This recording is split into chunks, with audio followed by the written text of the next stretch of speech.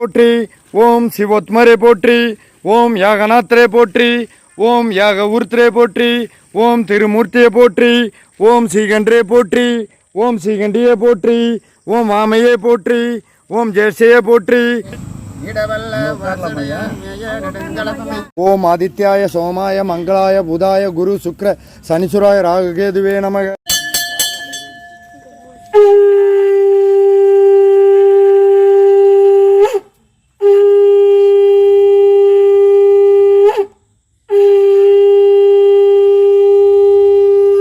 சிவலிங்கம் கைலாசநாதர், பிரம்மலிங்கம், விஷ்ணுலிங்கம், மும்மூர்த்திகளும் லிங்க ரூபத்தில் இருக்காங்க.